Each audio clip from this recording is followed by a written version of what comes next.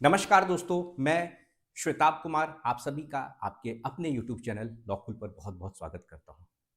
दोस्तों, आप में से बहुत सारे जुडिशियल सर्विस एस्पिरेंट का मुझसे एक कॉमन सा सवाल था कि सर 3 इयर्स प्रैक्टिस रूल को लेकर 10 फरवरी को जो सुप्रीम कोर्ट में सुनवाई हुई थी, उसका क्या आउटकम आया है? क्या सुप्रीम कोर्ट ने कहा उस पर? तो देखिए, पहले थोड़ा-सा 3 इयर्स प्रैक्टिस रूल को मैं आपको बता देता हूँ, क्योंकि आपका सवाल ये 3 इयर्स प्रैक्टिस रूल को लेकर है। तो आप में से वैसे तो बहुत सारे कैंडिडेट जानते हैं, फिर भी आपकी जानकारी के लिए बता देता हूँ कि सुप्रीम कोर्ट ने कहा यहाँ पर कि सुप्रीम कोर्ट का एक जजमेंट आया और उसमें कहा गया कि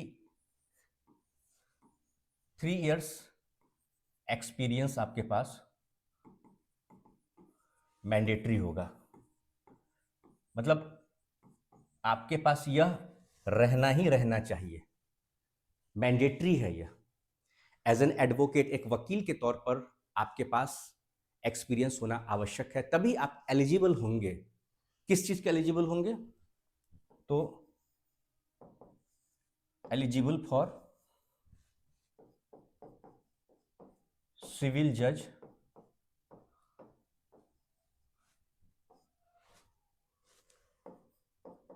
जूनियर डिवीजन के लिए। ठीक है, सिविल जज जूनियर डिवीजन की जो वैकेंसी आती है, जो जुडिशियल मजिस्ट्रेट की वैकेंसी आती है, उसके लिए आप योग्य तभी होइएगा जब आपके पास वकालत का 3 वर्ष का अनुभव होगा। अब यहां पे समस्या क्या हुआ वो मैं आपको बताता हूं। समस्या यहां पर यह हुआ कि एकदम से यह नियम आया और ऐसे कैंडिडेट्स जो कि कई सालों से तैयारी कर रहे थे, उनके लिए समस्या हो गया यहाँ पर।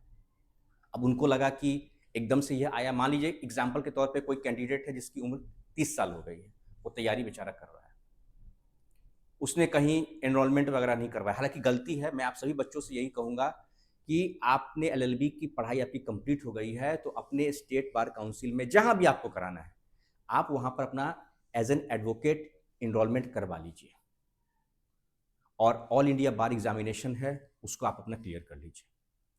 पहला काम तो यही आपको करना चाहिए, मेरी सलाह है, क्योंकि मामला तो अभी सुप्रीम कोर्ट में है। क्या आता है, आदेश आता है, क्या नियम में बदलाव होता है, उसके बाद देखा जाएगा। लेकिन फिलहाल तो जितने भी राज्य हैं जहां आपकी न्यायिक सेवा की परीक्षा होनी है, सिविल जज जूनियर डिवीजन की, वहां पर साफ साफ क्लियर कर दिया गया, संशोधन कर दिया गया है, जिसके माध्यम से स्पष्ट कर दिया गया है कि जो सिविल जज की आपकी अब वैकेंसी आएगी जूनियर डिवीजन की, वहां पर आपको 3 साल का एज एन एडवोकेट एक्सपीरियंस होना चाहिए।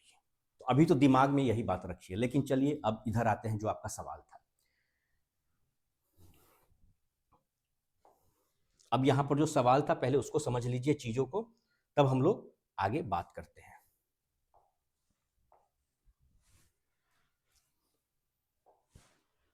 पहले 2 पार्ट में बांटिए आप। सुप्रीम कोर्ट का जो जजमेंट है ना, या जो मामला चल रहा है, ठीक है, सुप्रीम कोर्ट के जजमेंट को लेकर जो 3 इयर्स प्रैक्टिस रूल आया, उसको लेकर जो सुप्रीम कोर्ट में दोबारा पिटीशन फाइल हुआ, रिव्यू पिटीशन फाइल हुआ, उसको 2 पार्ट में बांटिए, क्योंकि 2 अलग-अलग मामले चल रहे हैं सुप्रीम कोर्ट में। एक मुकदमा, एक केस अलग है और एक पिटीशन अलग है, दोनों अलग-अलग केसेस हैं। फर्स्ट केस, ठीक है, उसके बाद आपका यहां पर सेकंड केस। पहला केस में क्या है उसको समझिए आप।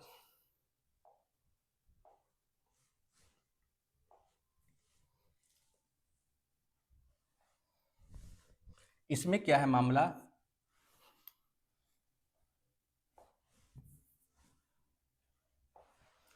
जो फिजिकली डिसेबल्ड कैंडिडेट हैं, physically disabled candidate, physically disabled जो कैंडिडेट हैं उनके द्वारा सुप्रीम कोर्ट में पिटीशन फाइल किया जाता है और कहा जाता है कि सर, यहां जो 3 इयर्स प्रैक्टिस रूल की बात आई, हम फिजिकली डिसेबल्ड हैं, हमें एज एन एडवोकेट कौन रखेगा अपने यहाँ, हम क्या ही एक्सपीरियंस कर पाएंगे। तो यह रूल हमारे लिए तो बहुत दिक्कत वाली बात है, हमें नौकरी कैसे मिलेगी? अभी तक हम यही सोच रहे थे कि हम तैयारी कर रहे हैं और वैकेंसी आएगी और फिर हमें मौका मिलेगा। लेकिन इस तरीके से तो हम वंचित रह जाएंगे, हम एग्जाम ही में नहीं बैठ पाएंगे। हमें क्या ही एक्सपीरियंस होगा एज एन एडवोकेट जब फिजिकली डिसेबल्ड हैं हम। नौकरी तक तो ठीक है, लेकिन भाई वकालत में तो आपको इस कोर्ट रूम से उस कोर्ट रूम, या ऑन पेपर मिल जाए तो वो तो चलिए कोई बात, फिर एक्सपीरियंस की क्या बात है, एक्सपीरियंस फिर कहाँ से मिलेगा भाई। एज एन एडवोकेट तो आपको काम करना होता है ना। तो ये सारी समस्या है। तो फिजिकली डिसेबल्ड कैंडिडेट का मामला सुप्रीम कोर्ट में यहाँ पर गया है, तो इसको लेकर सुनवाई अभी आपकी चल रही है। लेकिन इस मामले में क्या हुआ, जो फर्स्ट केस है आपका, जहाँ फिजिकली डिसेबल्ड कैंडिडेट ने सुप्रीम कोर्ट में पिटीशन फाइल किया, यहाँ पे सुप्रीम कोर्ट का अपना सोचना है, क्योंकि मामला ये सीजीआई के यहाँ है, ठीक है, chief justice of India supreme court. तो यहाँ पर सीजीआई का अपना यहाँ पर यह सोचना है उनका, कोर्ट का, कि अगर हम फिजिकली डिसेबल्ड कैंडिडेट को अलाउ कर देते हैं, रिलैक्सेशन दे देते हैं, फिर बाकी कैंडिडेट्स का क्या होगा भाई। उनके साथ तो कहीं ना कहीं अन्याय दिख रहा है। 3 साल का वक्त, फिर एक तरफ है कि 3 साल की छूट दे देते हैं और 1 साल, या फिर हम एक तरफ 3 साल का नियम लागू रहेगा, तो ये कहीं ना कहीं न्याय नहीं दिख रहा है पूरी तरीके से। तो इसी के लिए क्या किया सुप्रीम कोर्ट ने, अलग अलग जितने भी हमारे नेशनल लॉ यूनिवर्सिटी हैं या फिर अलग अलग लॉ कॉलेजेस हैं हमारे देश में, जितने भी स्टेक होल्डर्स हैं, सबसे उनकी राय मांगी है, उनका व्यू मांगा है कि बताइए आप इसमें क्या करना चाहिए। ठीक, तो पहला केस तो ये हो गया, और मामला भी सही उठा है। 3 साल का एक वक्त है यहां पर, समझ रहे हैं। अब देखिए यहां पर जो दूसरा मामला है उसको अब समझिए। यहां पर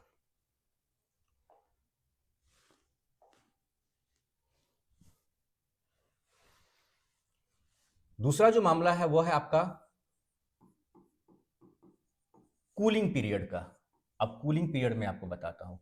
कूलिंग पीरियड का यह कहना है, यहां पर दूसरा जो पिटीशन फाइल हुआ है, इसका मतलब यह हुआ कि यहां पर वो कैंडिडेट गए हैं जिनका कहना है कि सर हम लोग तैयारी कर रहे थे और हमने कोई इनरोलमेंट नहीं करवाया, हमारा एडवोकेसी की तरफ कोई रुझान नहीं था, हमें था कि हमें जुडिशरी के एग्जाम की सिर्फ तैयारी करनी है, तो हमने अपना इनरोलमेंट भी नहीं करवाया। अब एकदम से यह नियम आ गया और एकदम से यह लागू भी हो गया, हमें थोड़ा वक्त दिया जाता, ऐसे कैंडिडेट को वक्त दिया जाता है जिनका एक लंबा समय तैयारी में लग गया, कोर्ट रूम का कोई एक्सपोजर नहीं है, ना उन्होंने एनरोलमेंट करवाया। अब उन्होंने दलील भी यहाँ पर दी कि अगर किसी कैंडिडेट का अगर उम्र मान लीजिए 27 साल है, तो 27, 28, 29, 30 साल हो गया, फिर जरूरी नहीं कि भाई अटेम्प्ट लेने होते हैं, सारी चीजें हैं, तो प्रैक्टिकल बातों को वहां पर रखा गया। एक एज निकल जाएगा, या 30 साल के जो कैंडिडेट है उनका 33 साल में जाके एलिजिबल होंगे, और बहुत जगह है कि भाई 35 साल तक की उम्र रहता है आपका। अब यहां पर समस्या है यहां पर, तो इस बात को लेकर सुप्रीम कोर्ट में एक पक्ष गया। यह केस दूसरा है, समझ जाइए, अभी भी मर्ज नहीं कीजिए। इसीलिए तो 10 फरवरी को जो सुनवाई हुआ है, ध्यान से देखिए, 10 फरवरी को जो सुनवाई हुआ है वह इसी मामले को लेकर हुआ है, ठीक है। तो यहां पर सुप्रीम कोर्ट अपना विचार, यहां पे सुप्रीम कोर्ट के द्वारा अभी कुछ आया नहीं है यहां पर, लेकिन जो लग रहा है चीजों को देखकर, वो लग रहा है कि शायद कुछ रिलैक्सेशन मिल जाए यहां पर। एकदम से जो ये नियम आ गया है, हो सकता है कि इसको बढ़ा दिया जाए। जैसे इनका कहना है कि अभी से एकदम से नियम आ गया है, तो इसको बढ़ाकर 2 साल का हमें और मौका दिया जाए। उसके बाद इस नियम को, जैसे मान लीजिए 2026 है, 2027 और फिर 2028 से इसे लागू कर दिया जाए, तो 2 इयर्स जो है ना, 2 इयर्स रिलैक्सेशन की बात यहां पर लग रही है कि यह शायद मिल सकता है, 2 साल का रिलैक्सेशन। तो ये वाली बात है। तो दोनों मामला अलग है।